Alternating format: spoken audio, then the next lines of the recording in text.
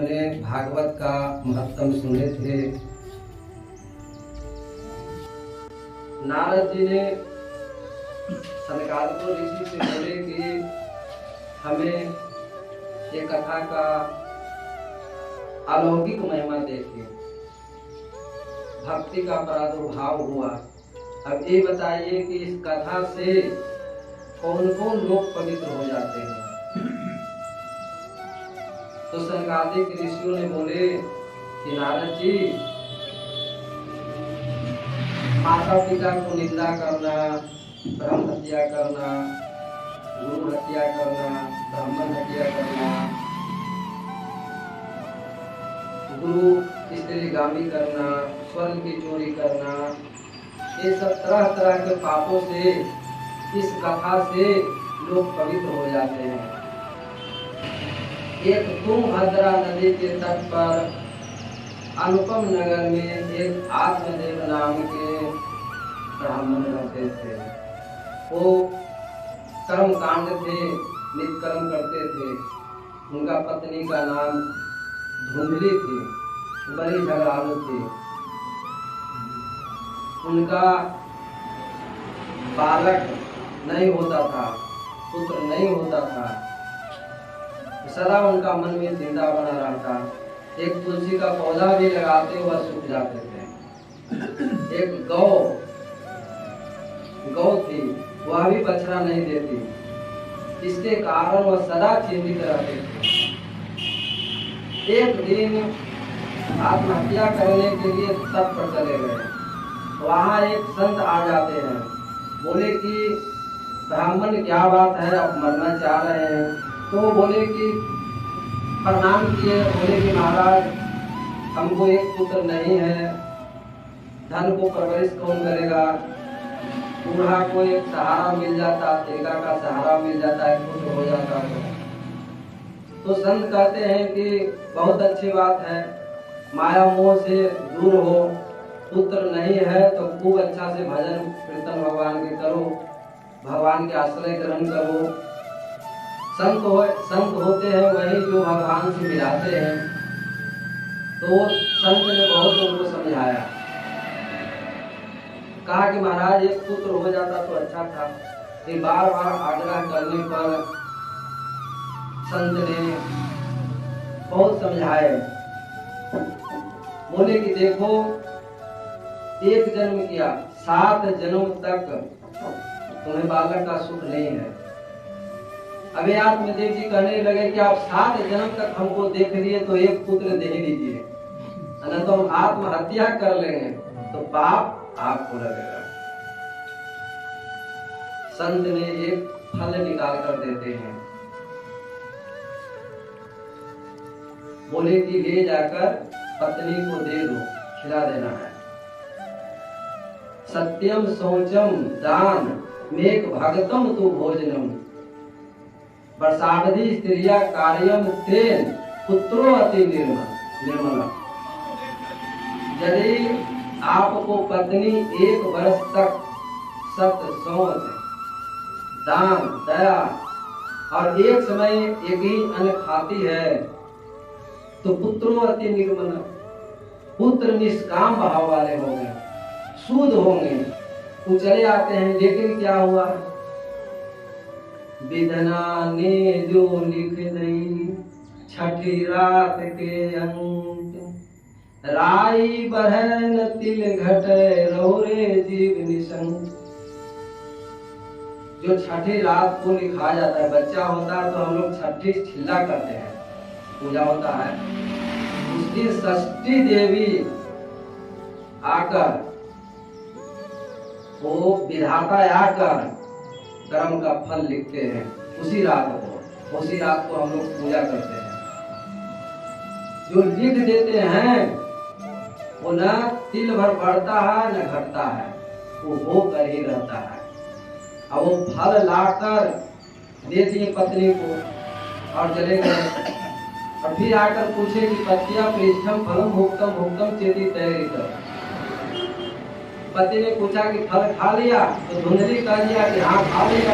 और एक बहन को बुलाकर ताल में बैठा लेता है तालमेल बैठा लेती है और कहती है कि जो तुम्हारे घर में बच्चा है वो हमें दे देना और हम कुछ धन दे देंगे।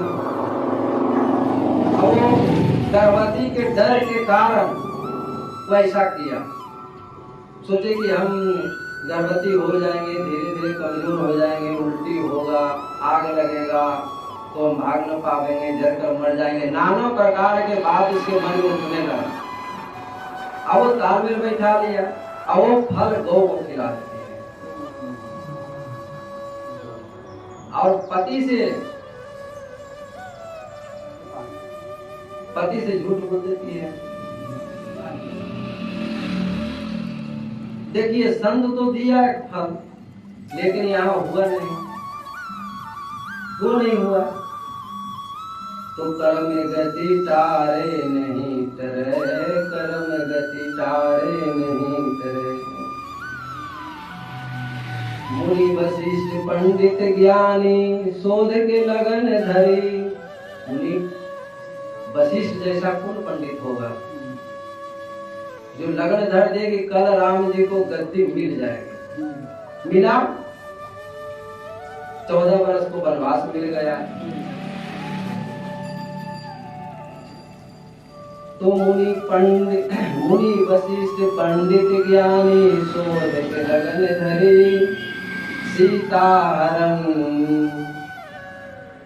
दशरथ मरण विपत बन में पड़े। कर्म गति तारे नहीं टली। कर्म का गति है जो टलता नहीं है। अब उनको पुत्र हुआ, धुंधली का उसको पुत्र हुआ, धुंधली को लाकर दे दिया और नाटक भी करके दिखा दिया। अब पुत्र ले लिया और कहा अपने पति से कि हमको छाती में तो दूध नहीं है, हम अपना बहन को रख लेते हैं, दूध पिलाएगी। अब आत्मदेव जी सीधा है तो बोले कि ठीक है पिलाओ। 2 महीना के बाद गौ एक बालक देती है और बालक कैसा? मनुष्य जैसा, और कान तो खाली गौ का। अब साधु लोग से नामकरण करवाए पंडित से, तो गौकरण नाम पड़ा। इनको जब नामकरण हुआ तो धुंधली सबको बेलगा दिया, कहा कि हम अपने बेटा को अपने नाम धरेंगे। क्या धरा? तो धुंधकारी। अच्छा, धुंधली मतलब क्या होता है? धुंधली मतलब होता है अंधकार। अब धुंधकारी मतलब क्या होता है? कि अंधकार को बढ़ाने वाला। जैसा धुंधली वैसा धुंधकारी, माए बेटा एक जैसा मिल गया। अब क्या हुआ? आत्मदेव जी दोनों को पढ़ाने लगे तो गौकर्ण जी तो पंडित हो गए। गौकर्ण महापंडित, धुंधकारी महाकला। और पढ़ने जाता, रास्ते में गांजा भांग पी लेता, सत्संग पूरा हो गया। जैसा संगत वैसा रंग। अब वो धीरे धीरे शराब पीने लगा।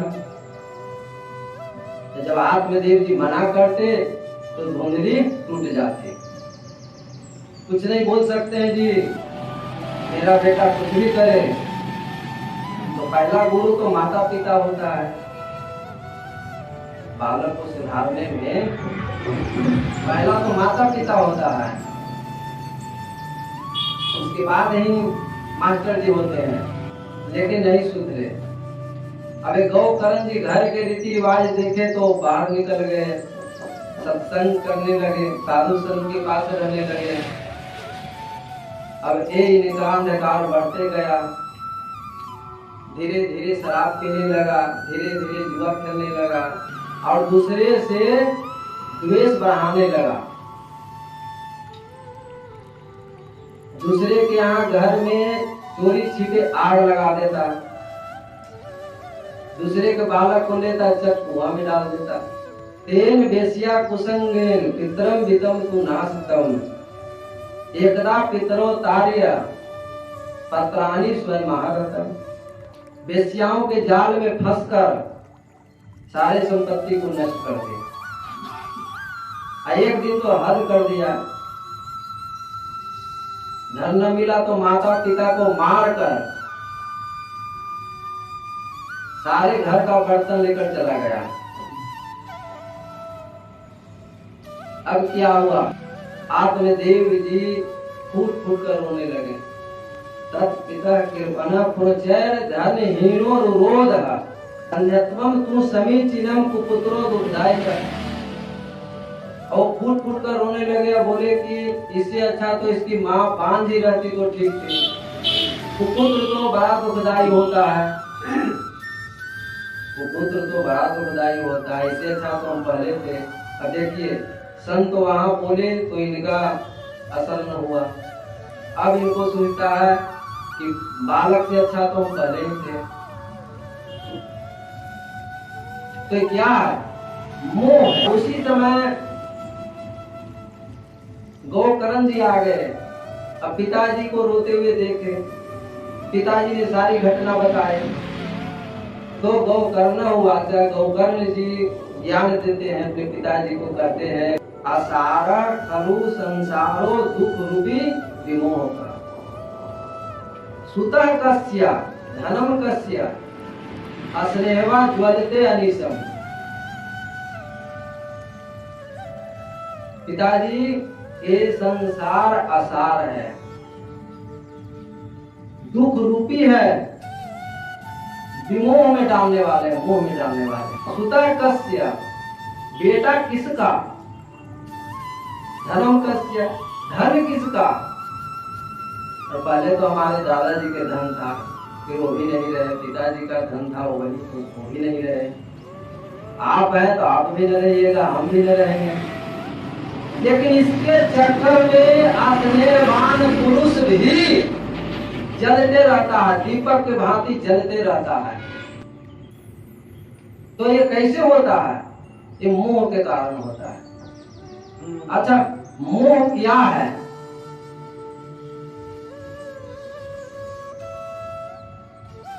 एक बार नारद जी मर्तलोक में घूमने आए और एक गृहस्थ हल चला रहा था और वो भगवान के सुबह शाम नाम लेते थे। गृहस्थ भागवत भक्त थे। तो नारद जी ने सोचे, नारद जी ने उसके पास गए, नारायण नारायण नारायण करते हुए गए और एक पेड़ के छाल तक रुक गए। और वो गृहस्थ थे जो देखे तो वो भी हर वेले रोक कर इनके पास आए, प्रणाम पाती किए। तो नारद जी कहते हैं कि ये आपका 40-45 वर्ष हो गया है, अब आपको घर छोड़ देना चाहिए। संत होते हैं ना जो भगवान की कथा कहानी करते हैं, लेकिन जो संसार के लोग गृहस्थ हैं वो अपना कहानी शुरू कर देंगे कि बेटा ऐसे किया, पोता ऐसे किया, पतो ऐसे किया। अब 10 बात ये कहेंगे तो 50 बात उधर से वो सुना देंगे। लेकिन संत होते हैं जो जहाँ संत जो होते हैं वो ज्ञान ही सिखाते हैं, वो अमृतमयी वचन ही बोलते हैं। वो सिखा रहे हैं कि 40-45 वर्ष का हो गए आपको तो घर त्याग देना चाहिए था। वो बोले कि देखिए अभी तो मैंने बेटा को भी शादी नहीं किया है, बेटी को भी शादी नहीं किया है, ठीक है शादी के बाद आपको साथ चलेंगे। बोले कि ठीक है अभी भी मेरे साथ चल सकते हो, भगवान के भजन में लग जाओ। बोले कि नहीं पहले शादी कर लेते हैं। तो नारद जी बोले कि ठीक है 10 वर्ष का मौका देते हैं। अब नारद जी चले गए, 10 वर्ष के बाद फिर आते हैं। तो फिर गृहस्थ को हल जोत रहा था, फिर वो बोले, फिर प्रणाम पाती हुआ, फिर बैठक हुआ। तो नारद जी कहते हैं कि अब तो शादी कर लिया होगा, अब तो मेरे साथ चलो, अब चलो भगवान के भजन में लग जाओ, अभी से सुधर जाओ, भगवान का आश्रय ग्रहण कर लो। तो गृहस्थ बोलते हैं कि अभी हमको नाती है, बेटा है, पति पोता है, पोती है, उसको शादी करने दीजिए तो चलते हैं। देखिए मोह का हम दृष्टांत दे रहे हैं। मोह क्या चीज है, अभी भी वो जानने के लिए तैयार नहीं है। नारद जी बोले कि ठीक है, अब की बार आवेंगे तो चलोगे? हाँ हाँ चलेंगे। नारद जी का कृपा था उन पर कि बार बार आते थे। फिर 10 वर्ष के बाद आए, जब तक वो गृहस्थ मर गया था। अब मर गया था तो नारद जी ने ध्यान से देखे तो वो बैल जो चला रहा था उसका बेटा, वो बैल बन गया था। ये गृहस्थ था जो बैल बन गया था और उसका बेटा हाँक रहा था। तेज धूपा था, गर्मी का दिन था और अरुआ लेकर मार रहा था। नारद जी नारायण नारायण करते हुए पेड़ के छात पर बैठ गए, नारायण नारायण के अपना धुनी रमा रहे। श्रीमन नारायण नारायण नारायण, श्रीमन नारायण नारायण नारायण, श्रीमन नारायण नारायण नारायण, श्रीमन नारायण नारायण नारायण, श्रीमन नारायण नारायण नारायण, श्रीमन नारायण नारायण नारायण, श्रीमन नारायण नारायण नारायण, श्रीमन नारायण नारायण नारायण, श्रीमन नारायण नारायण नारायण, श्रीमन नारायण नारायण नारायण, श्रीमन नारायण नारायण नारायण, श्रीमन नारायण नारायण नारायण, श्रीमन नारायण नारायण नारायण, श्रीमन नारायण नारायण नारायण, श्रीमन नारायण नारायण नारायण, श्रीमन नारायण नारायण नारायण, श्रीमन नारायण नारायण नारायण, श्रीमन नारायण नारायण नारायण, श्रीमन नारायण नारायण नारायण, श्रीमन नारायण नारायण नारायण। बोलिए वृंदावन बिहारी लाल की जय, जय राधे।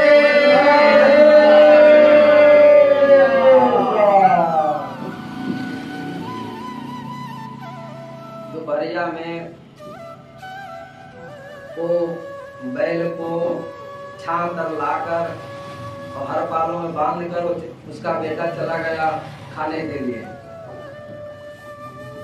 तब नारद जी पूछते हैं कि बेटा चिंते हो? बैल से कोई बुलाता है कि हाँ। तो संत जब सामने आ जाता है ना तो पूर्व जन्म का ख्याल रहता है। और नारद जी तो नारद जी थे, वो तो ब्राह्मण का रूप धर कर आए थे। तो बैल को ध्यान था, चिन्ह गए। तो नारद जी बोले कि ऐसा करो, अब तो तुम नीचे गिरते चला जाएगा, अब तो निचला योनि में तू चल गया है। ऐसा करो कि हम आ गए हैं तो अभी भी आपका शरीर छुड़ा सकते हैं, अब फिर चलो मेरे साथ, भजन भक्ति भाव करना। तो बैल क्या कहता है कि महाराज अभी भी हम काम के हैं। क्या बात है, कैसे काम का है? तो हम रूखा सूखा खाते हैं, चोकर नहीं देते हैं। और चलेंगे 10 कट्ठा जो बैल तक, दूसरा 10 कट्ठा चलेगा, हम 1 बीघा चलते हैं। अभी हम धन की रक्षा कर रहे हैं, धन को बढ़ा रहे हैं। नारद जी बोले कि धन के बढ़ा रहा है। अरे अब तो चलो तो नहीं महाराज, अगला बार आइएगा तो चलेंगे। देखिए मोह क्या है, मोह का बहुत अच्छा ज्ञान है। हम लोग मोह में फंसे हुए हैं। हम लोग बेटा को पोता को मोह में कोठी बंगला को मोह में, सुंदर स्त्री के मोह में, सुंदर पुत्र के मोह में फंसे हुए हैं। त्याग नहीं हो सकता है। अब वो बैल दिखाता है कि हम काम के हैं। नारद जी बोले कि ठीक है, तो एक मौका और देते हैं, अब की बार चलोगे? ठीक है बाबा, अब की बार चलेंगे। फिर चले गए। फिर 10 वर्ष के बाद आते हैं तो बैल का भी मृत्यु हो गया था। 10-15 वर्ष के बाद आए तो बैल का भी मृत्यु हो गया। अब नारद जी ध्यान दिए कि कहाँ है, तो सांप बन गया था, बहुत बड़ा अजगर। और अजगर कहाँ था, तो उसी को अपना घर के पिछुती में पाछे नारद जी पहुंचे। बोले कि कोई नहीं था। बोले कि अरे सुनो सुनो, अब तो चलेगा। अब क्या हुआ, अब तो तू बैल से सांप पे चलाया, योनि गिरते जा रहा है, अब तो कौन काम किया है? तो सांप क्या कहता है, अभी भी हम कामे करते हैं, धन की रक्षा करते हैं। तो नारद जी बोले कि कैसे धन की रक्षा करते हो, बोलो। तब क्या कहता है कि दिन भर तुम बिल में रहते हैं और रात को हम चारों तरफ घूम कर देखते हैं कि चोर हिले नहीं, प्रवेश नहीं करे, धन को रक्षा करते हैं। नारद जी को बड़ा क्रोध हुआ कि बार बार आते हैं, 3 जन्म में इसको हो गया, फिर ये कह रहा है कि हम रक्षा कर रहे हैं। क्या रक्षा कर रहा, नहीं चलोगे? तो नहीं चलेंगे। क्या ठीक है, बता देते हैं। तो आगे जाके बोले उनका बेटा से, कह रहे तुम्हारे पाछे, घर के पाछे सांप है। सांप है, अब तो लाओ लाठी डंडा जल्दी। अब लाठी लिया, अब कोई भाला लिया और टूट पड़ा। नारद जी बोले कि यही में देखे हैं घुसते हुए बिलवा में, बिल में घुसते हुए देखे हैं। अब वो कुदाल से लगा उसको फलने, सांप को निकाले लिया और लाठी भाला से मारे दिया। अब उसको ठीक हुआ और नारद जी नारायण नारायण करते हुए चले गए। और मोह क्या है देखिए, तो हम लोग के भी यही दशा है। हम लोग मोह में फंस कर, हो सकता है कि हम अपने बेटा को बेटा बन जाए या पोता का बेटा बन जाए, कारण मुंह वही है। आज यदि मनुष्य तन से गिर गए, हो सकता है बिल्ली बन जाए उसी घर में, हो सकता है सुंदर सांप बन जाए, कुछ भी बन जाए। एक दिन न एक दिन पोता या परपोता मुंह चुन ही देगा। मुंह सबसे खराब चीज है। मोह सबसे खराब चीज है। मोह में आदमी फंस कर, एक बिल्ली था, एक बैल, वो मोह के कारण उसी घर का है, एक बिल्ली बन गया, एक बैल बन गया। एक दिन क्या हुआ कि दूध खोल रहा था, और दूध खोल रहा था तो सांप गया और उसमें छू करके चला गया। अब बिल्ली देखा कि पिएगा तो मेरा बेटा को हर्जा करेगा। अब तो वहां पर रोटी पका रही थी। अब एक बिल्ली दिखा के गया और पीने लगा दूध को। तो बेल रहा था रोटी, अब वो लिया बेलना या फेंक दिया करके। अब उसको लगा था टांग टूट, कमरे घसक गया और बेचारे लंगड़ाते हुए बैल के पास से गया। अब बैल से कह रहा है कि देखो ना, बहू को हम सोचे कि दूध में जब सांप लग गया है तो हम सोचे कि इसको देखा के पिएंगे तो ये फेंक देगा, देखिए कि ऐसा मारा कि हमको तो कमर घसक गया। बैल कहता है कि अरे तक क्या करोगे, हम बंधले रहते हैं ना, थोड़ा कमरे घसक गया, आप क्या कर सकते हैं। तो मोह क्या है, अब मोह के कारण देखिए आत्मदेव जी को क्या हो रहा है। अब संत ने कहा कि 7 जन्म तक बालक नहीं है तो माने नहीं, अब वो रो रहे खुद कर। गोखरन जी समझा रहे हैं कि पिताजी संसार आसार है, तो संसार के फेरा में फंसे हुए हैं, दुख रूपी मोह में डालने वाले हैं। किसी का कोई नहीं है, धन किसका है, बेटा किसका है, इसी के चक्कर में तो बुद्धिमान लोग इसके चक्कर में दिन रात जलते रहते हैं। अब क्या करें, तब जंगल में चले जाएं। आत्मदेव जी बोले जंगल में चले जाएं। गोकर्ण जी बोले देखिए पिताजी, जंगल में जाने से कुछ नहीं होता है। जंगल में तो हाथी, शेर, बाघ, हिरण सब रहता है, सब पूर्ण तर जाता है। सबको मुक्ति क्यों नहीं मिलता है?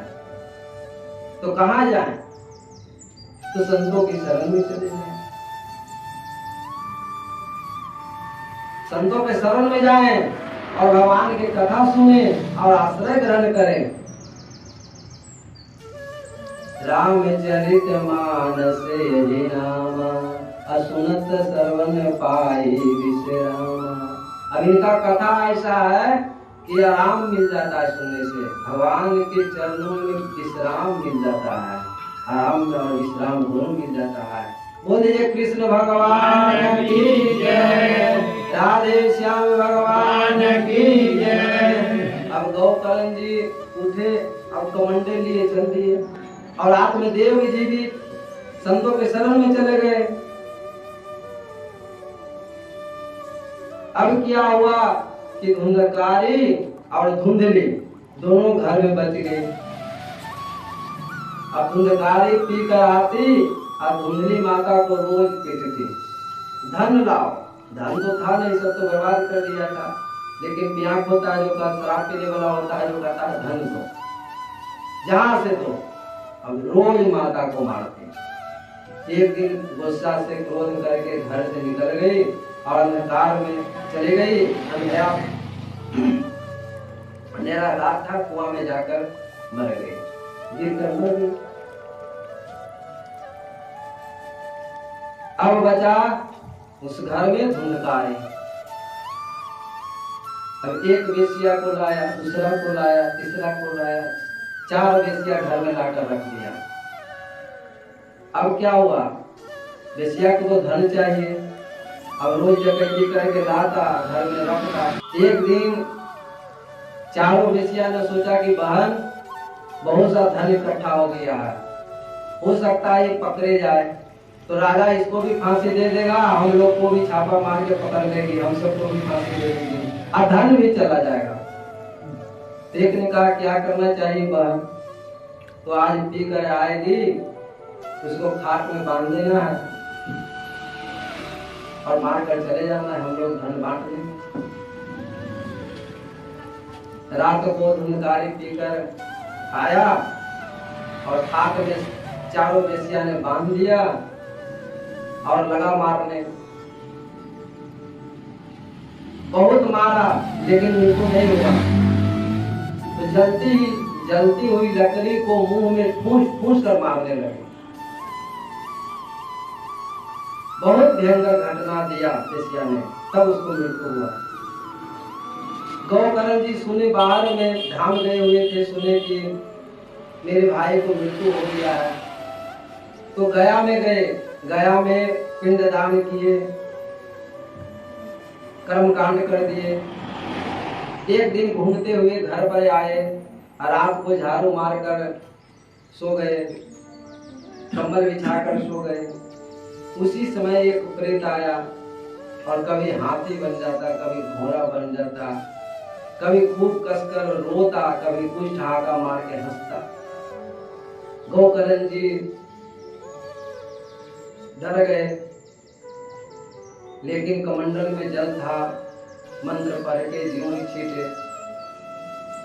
धुंधकारी अपना रूप में आ गया और रोने लगा, भैया हमें तो प्रेत योनि मिला, भयंकर प्रेत योनि, बहुत कष्ट है भैया, खाने के लिए कुछ नहीं मिलता है, पीने के लिए जल नहीं मिलता है। प्रेत होता है ना जिसको खाना पीना नहीं मिलता है। जब तक लोग न अपने से देंगे संकल्प करके या नाम से, तब ये हो पाएगा, नहीं तो उसको ताकत नहीं है कि आप ऐसे कोई चीज खा सकता है। तो भैया हम बहुत दिन से भूखे हैं, उसी समय से भूखे हैं, रात दिन चलते रहे, बहुत कष्ट से मारा है, रात दिन दुख होते रहता है भैया, कोई उपाय कीजिए भैया। गौकर्ण जी बोले कि ठीक है, सुबह हम उपाय करेंगे, अभी चले जाओ, शांति से सोने दो। चले गए। सुबह हुआ, गौकर्ण जी स्नान करके अर्घ दे रहे थे, गंगा मैया में स्नान करके सूर्य भगवान के अर्घ दे रहे थे, और जो ही मंत्र पढ़े तो सूर्य भगवान प्रकट हो गए। उनका ये शिष्य थे, भक्त थे, उपाय पूछे तो सूर्य भगवान बोले कि जाओ भागवत कथा कहवा दो, उसके नाम का संकल्प करके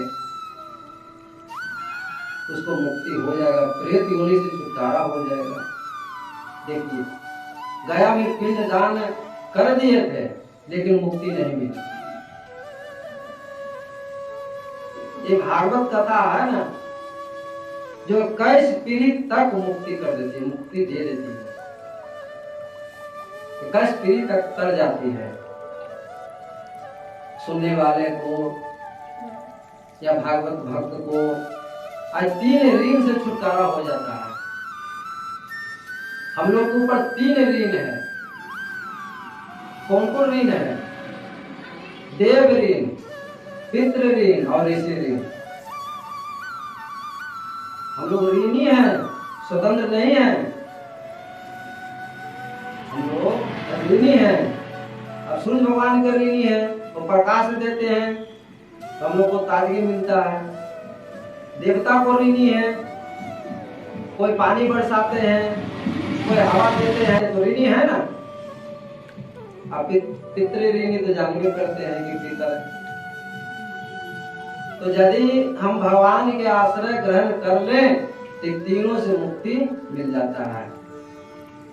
बोल दीजिए कृष्ण भगवान की जय, राधे श्याम भगवान की जय, जय जय राधे।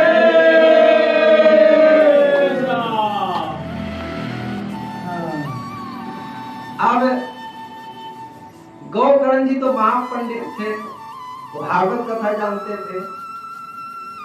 अब वो अपने पंडाल बनाए और चारों तरफ शोर हुआ।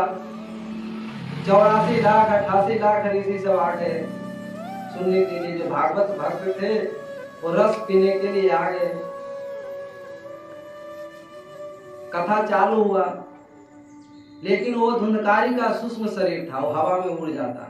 वो बैठता लेकिन हवा उसको उड़ा देता।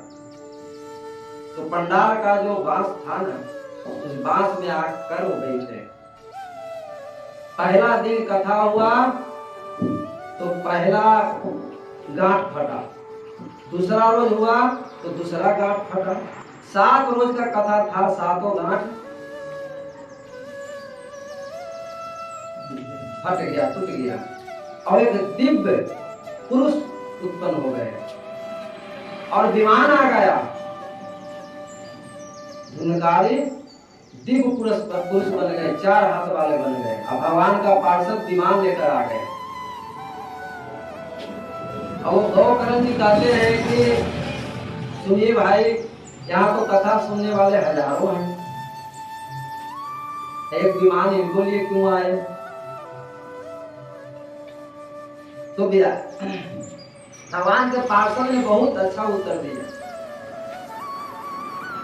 कहा कि ये भूखे प्यासे बहुत नियम से सुने हैं।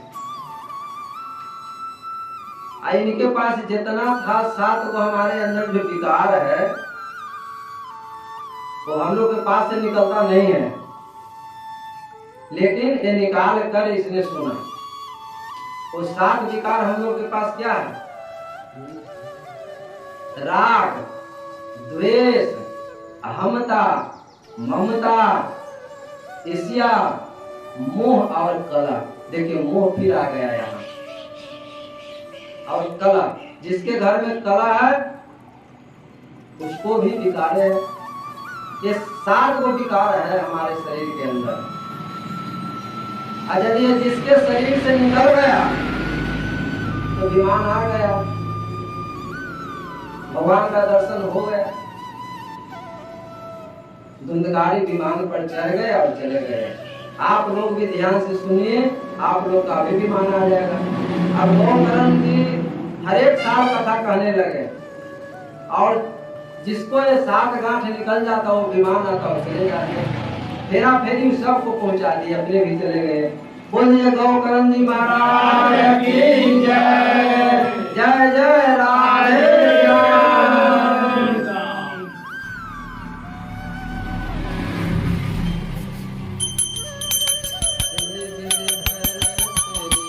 भारती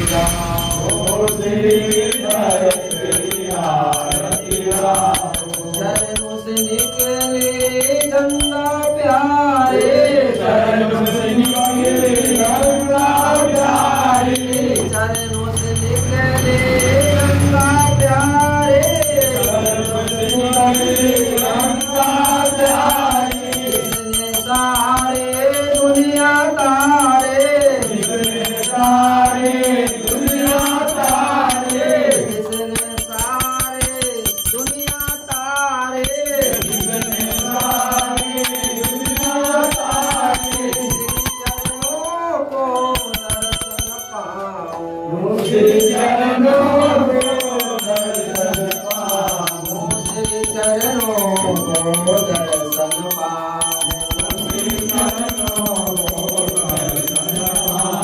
बांके बिहारी तेरी आरती गाओ, बांके बिहारी तेरी आरती गाओ, बांके बिहारी तेरी आरती गाओ, बांके बिहारी तेरी आरती गाओ। दास अनाथ को रक्षा की जय, दास अनाथ को रक्षा की जय, दास अनाथ को रक्षा की जय, दास अनाथ को रक्षा की जय। दुख जीवन साथ आप हो, जीवन साथ आप हो, सुख दुख जीवन साथ आप हो, सुख दुख जीवन साथ आप हो। चरणों में शीश झुकाओ, चरणों में शीश झुकाओ, चरणों में शीश झुकाओ, चरणों में शीश झुकाओ।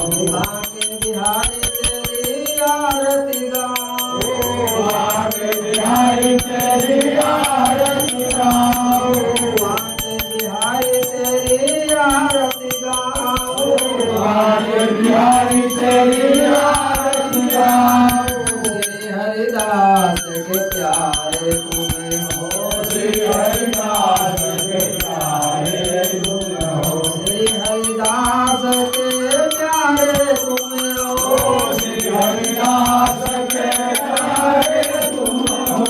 मेरे मोहन जीवन धन हो, मेरे मोहन जीवन धन हो, मेरे मोहन जीवन धन हो, मेरे मोहन जीवन धन हो। प्यारी छवि तेरे मन में बसाऊं, प्यारी छवि तेरे मन में बसाऊं, प्यारी छवि तेरे मन में बसाऊं, प्यारी छवि तेरे मन में बसाऊं। बांके बिहारी तेरी आरती गाओ, बांके बिहारी तेरी आरती गाओ, बांके बिहारी तेरी आरती गाओ, बांके बिहारी तेरी आरती गाओ, बांके बिहारी तेरी आरती